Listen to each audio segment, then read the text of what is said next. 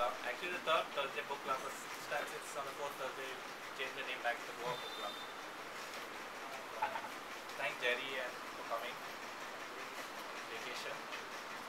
And we also have Andrea also, who is has a very interesting profession. It's a profession I always aspired to be, but somehow never got the opportunity. And she's a librarian, that too of the Mumbai University. So hopefully she'll also speak on books and Bombay and readers and stuff like that. And I don't know, Augusta and Tony are gone. They've gone to continue the affair, I think.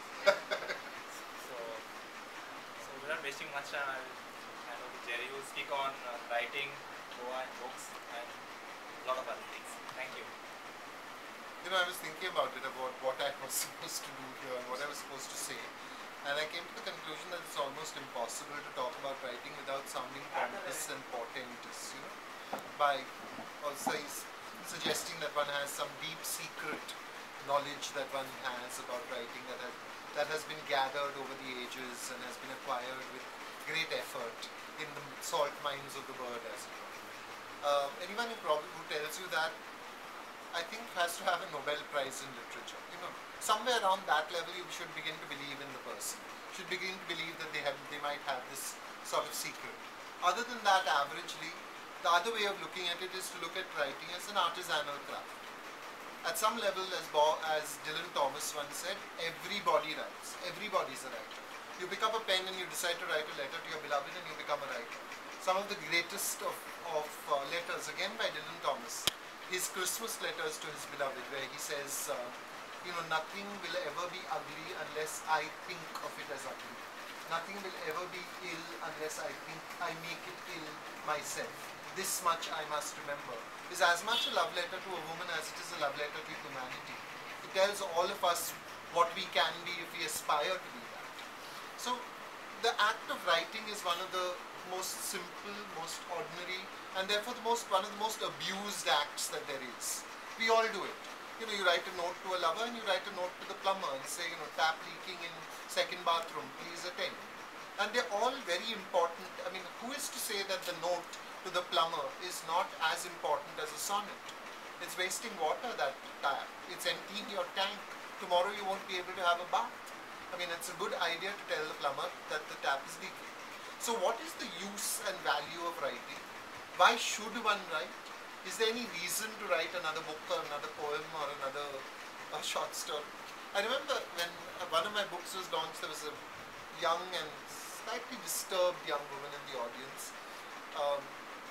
No, she was actually, I think, raving lunatic, but slightly disturbed is a nice way of saying it. But she stood up and said, you know, this is a waste of time. Books are a waste of time. There are so many books in the world that if you start reading now, all the books that have been published, no one alive will ever be able to finish them. Even if they read only books and don't do anything else and read all the time, you still not finish all the books that are there. So why write any more books? And I thought, yeah, why write any more books? I also thought, why paint any more paintings? There are enough. Why take any more films? There are enough. Why do anything more? There is already enough. We live, everyone knows, in a media saturated universe. You know, if you think about yourself, how many photographs do you think are there of you? Dale, how many photographs are there of you? Give me a rough estimate. 100? 100? Now think of all the photographs in which you exist in other people's photographs. I can't put a finger on them. I'm saying, okay, let's say if you have 100 photographs of you which have been taken by you or by your family, of you, then there are places where you have gone to someone's birthday party and you've sat down and someone's taken a group picture. You are there in those photographs as well. Okay, let's say 500. 500. Now let's say you're on the beach and you're on the beach in Goa and there are people who are taking photographs on the beach. How many times do you turn up in those photographs? Many times. Many times. So there is actually no way of counting how many times your image has been replicated across the world in various ways that you are even unaware of. You have turned up again and again. The face of Dale Menezes, the face of Dale Menezes. the side profile, the left profile, the right profile, the back, the head. Perhaps Dale Menezes in his undershorts about to jump into a pool. Perhaps Dale Menezes taking a bath when friends have burst in with a camera and taken some silly pictures. Perhaps there's a nude picture of you as a baby. There are thousands and thousands of images. So the world is saturated with Dale's images. It already has as many images as there are needed. Someone will take a picture of you today and add to that number of images. Do we need them? No. We don't need them. We so don't need any more writing. So the only reason to write is that you want to write. That's the only credible reason to write. If you have the cure for cancer, of course that is going to, you should write that down, because that's going to help a lot of people. But another sonnet, can it change a life? Now I'm going to tell you a story about a life-changing sonnet. I went to Dharavi to do a story on the poets of Dharavi. Let me tell you that when I went in the first place, I said, I don't want to do this story to the guy, because this guy writes, one guy writes in Tamil, the other guy writes in Urdu. I can read Urdu now because I've learned the script, because it's a beautiful, dashing, lovely script, and I like writing my name in big, slashing, nastalic letters, right? But the point is, I can't read Urdu well enough to tell whether he's a good poet or not. But he said, no, just see what you can manage. So I went and I met the first of the poets, who was an Urdu poet, perfectly ordinary part of the story. Second part of the story is Thambi Vadivel. Thambi Vadivel is a milkman. He gets up at 5 in the morning and he delivers milk till 8 o'clock in the morning. Then in the evening he goes to the same places and picks up the money. And he writes a poem almost every day. He has 500 readers for each poem. How does he know this? Because he sends each poem as a text message out on a mobile service that allows him 500 free SMSs every day.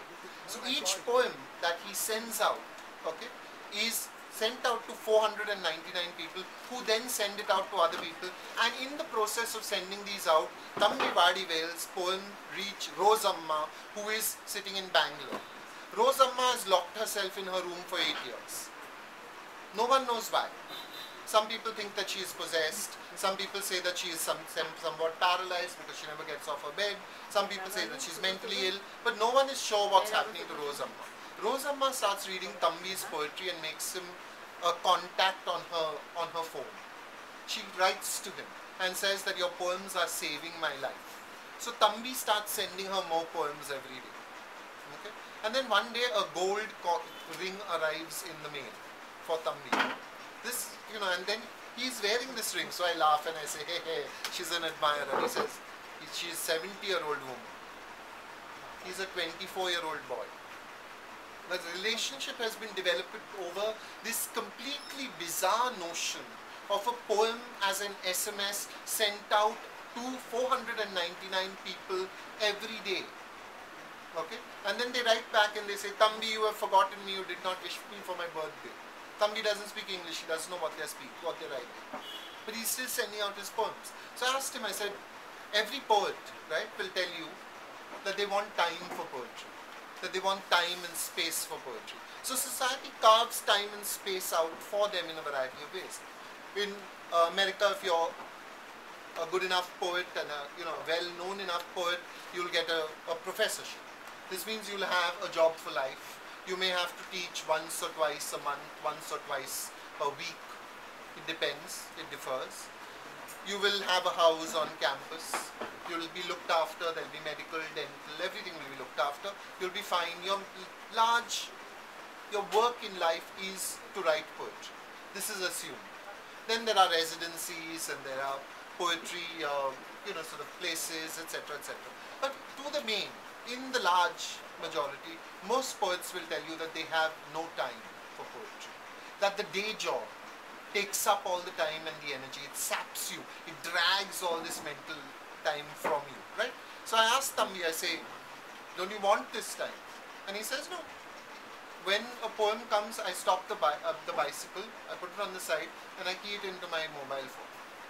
Then I save it, and I continue delivering my mail. When later, I do a little editing on it and I send it up. I'm romanticizing Thambi. Why am I romanticizing Thambi? Because in some ways, this notion of the survival of poetry against the odds in Dharavi in Tamil. And now when Thambi goes back to Tamil Nadu, as he goes once a year, he does not buy a simple rail ticket. He just buys a ticket up to the borders of Tamil Nadu, because from there on he has to stop at every station, get down and meet his admirers. His admirers come to the station and they buy the next lap of ticket. They'll buy his next ticket, he goes to the next station, there he gets down again. Again he's felicitated and he says to me very sweetly, now I don't want any more shawls. Every time you get shawl and coconut, no, that's our felicitation method. So he's got enough shawls and coconuts, he says, to last him for a lifetime. In that story is also the answer to the slightly deranged woman's question. Why should you write? Because you don't know. All writing is optimism. All writing is some unexpressed, however nihilistic you are, however terrifyingly depressed you are about the world, whether you're about to slash your wrists tomorrow and crawl under the crawl into the crawl space under your porch like Sylvia Plath did and prepare to die. If you write, you are preparing for tomorrow. You're preparing for a time zone that is not your own. You're making one quick, hasty bid against mortality. You're saying this should survive me a little longer than me, perhaps 500 years more than me, perhaps forever, but I'm hoping. This is the bid that we all make. Whether we choose to admit it or not, whether we choose to say my poetry is to be consumed now and to be spat out tomorrow, it's completely time bound, it is of the moment, it is for the moment, you're saying to yourself, I'm Shakespeare. I deserve to be remembered like Shakespeare. I deserve to be I hate the canon because I'm outside the canon. Once I'm inside the canon, it becomes a safe, protective, ensconcing environment, and all new challenges to the canon become terrifying. Okay, which is why you will find that male poets of a certain age hate feminist Dalit poets. Will say, yes, of course, all you have to do is be a woman these days, and if you are a woman and a Dalit, then you'll get published immediately. No, you won't. If you're a woman and a Dalit, it's likely that you'll be more likely, your life chances are more likely to include rape, harassment, torture, being forced to pick the shit off the rails, off the railway tracks, than it is likely to be published and for you to be another Meena Kandasamy traveling around the globe. But Meena Kandasamy herself can cause people this kind of tectonic shift in their sympathies. So that's what I wanted to say about writing. Now if you want to ask questions, you may. Otherwise you can buy me a cup of tea and we can be collegial. That in any case is coming, but maybe you could tell us a bit about your work, so far, because it spans a wide range, right, from Reflected in Water, which is related to Goa, to Bollywood, a lot of Bollywood. When I was growing up, we saw Bollywood as, because that's what you did. I didn't, there was no notion of loving Bollywood or hating Bollywood. You loved certain films and you hated certain films. You went and saw Pet Pyar or Paap and you came out thinking, chee. But you did remember Mose Chutney Pisave. But it wasn't like you loved Bollywood. You liked Mr. Natwarlal. And then you thought that Kala Patthar was a disaster. So an Amitabh film could be good or bad. That is how, I think, to begin with, Bollywood came to us. It came to us as a series of discrete experiences which were judged on the basis of experiences. You didn't judge them on the basis of the fact that this was Bollywood and this was kitschy cinema. It was what you watched. It's almost like saying, you can only look at Enid Blyton now and say, oh, she was terribly patriarchal and she had a certain masculinism and she had a certain, she privileged her male characters over female characters. All true. She was terribly British, terribly parochial, yes, but we loved her. We mainlined Enid Blyton and without any damage. The point in time came that someone told us Enid Blyton was parochial and patriarchal, and you thought, oh, blow, yes. Oh shucks, you thought, yes. Poor baby, she was like that. But it didn't bother you. I mean, it didn't mean you became parochial and patriarchal yourself. You could resist those things. Children can actually resist those things and actually take what you want out of it. The sense of security, the sense of breaking out of security, the sense of recreating security on Kirin Island, the notion of food and its satisfactions, scones and one chocolate biscuit, the love of a dog, the love of friends, the ability to look across gender and figures like George, those were there as well. So when people say, did you love Bollywood? I don't know how to answer this, because I actually went to see a film and I made choices. I made discrete choices. I did not want to see this film because Feroz Khan was in it, and I do not like Feroz Khan. But I wanted to see this film because Rekha was in it and I liked Rekha. Those are the choices that we made. So later, 20 years later, when the first person to ask me to write a book on Bollywood was Pankaj Mishra. We were talking about the films of the 80s, and I remember telling him about a film that I have always loved called Namak Halal. Okay, in which Amitabh Bachchan and Parveen Babi and Wahida Rehman and Shashi Kapoor and everybody's in there. But Parveen Babi has a wonderful dance sequence in the Jawan Janeman Hasim Dilruba dance sequence. The center of the floor is occupied by something that can only be described as an Art Deco porcupine. You know, it's like this big spiky thing that sits in the middle of the floor and rotates while Parveen Babi dances very mechanically and badly around it to this lovely song. And I was telling him about this porcupine and how that porcupine stuck in my head. And I always wondered what happens to porcupines like that afterwards. Where do they go to die? What happens to them? Does someone take them away and dismantle them bit by bit and then sell them to the Ramsay brothers, who then reconstitute them into sort of like their monsters, or what happens? And I was talking about all this, and he said, you know, you should write a book on Bollywood. And I must have been about 23 or 24 at the time. I was young and impressionable, and Pankaj Mishra is there with his hair falling over his forehead and with a soft voice, and he's speaking of Mary Mount and Picador on very friendly terms. Later he married her, but at that time they seemed to be only, and you know, Arundhati Roy has just been discovered by him, and you're thinking, wow, he thinks I should write a book on Bollywood. So you suppress what you feel. That is, I don't want to write a book on Bollywood, and you start writing it. And about 2 years later, nothing has happened. Nothing has happened. It's about a paragraph or two in a computer, then the page has been opened, the file has been opened several times, ideas have been put in, things have been said, quotes have been saved, but nothing. You haven't done any work on it. And 5 years after that, you know, your publisher and editor, Ravi Singh, is sitting with you in a bar and says, who do you think would be able to write a book on Helen? And you say, without thinking about it, I want to do it. And next morning you're out there, you've decided you're going to buy all the Helen films, you're making a list of what Helen films you can remember, you're thinking, you know, I need to read this, I have a book called Cabaret by Lisa Appignanesi, or however it's pronounced, I must read that, I must do this, I must do that. You're sort of immediately planning, and the book takes about 6 years to do after that, but you're already invested. So I feel one of the things that has kept me doing books is that, because there's no money. Actually, just before anyone else asks this question, I have always believed that there is a terrible mythology about money that runs amok in our society. So whenever anyone has asked me my salary, I've told them my salary in rupees and paise. Okay? So if you want to know my last royalty statement, I will tell you my last royalty statement in rupees and paise. It's a quarterly royalty statement. Okay? It will not serve you lunch for more than 3 days. So the reason why I continue doing books, so I managed to put them out, or edit them or write them or whatever, is because I don't do a book that I don't want to do. I have a simple rule. If I want to do it, I will do it. And I have only one reader in my head, and this is a terrible admission. I have one reader in my head, that is Jerry Pinto.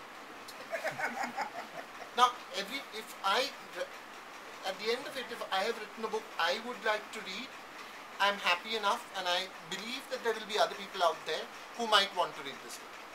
And I hope that they will come and read this book. We have Abhay Sardesai here, who is the editor of Art India magazine. Abhay will put together a magazine that he would like to read. And once he has put together this magazine, in an approximation of the magazine that he would like to read, given of course that, as we all know, there are some pressures, you put that out in the faith that other people will find the same material there. You know, that I think is what keeps you going. There's David D'Souza here, who's a photographer. Out of the 5,000 visual artists, out of the 5,000 visual art projects that he makes, he will choose the one that he will want to make public because there is a belief that this is what he would like to look at. This is what comes closest to his belief in the aesthetic. And therefore you'll put that out and hope that there will be resonance with the viewing public.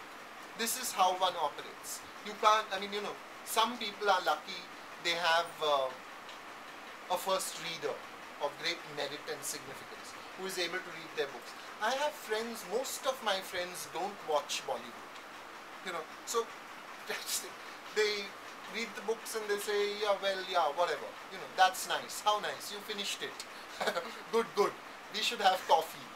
It's not very helpful in the larger scheme of things, but those are one's friends.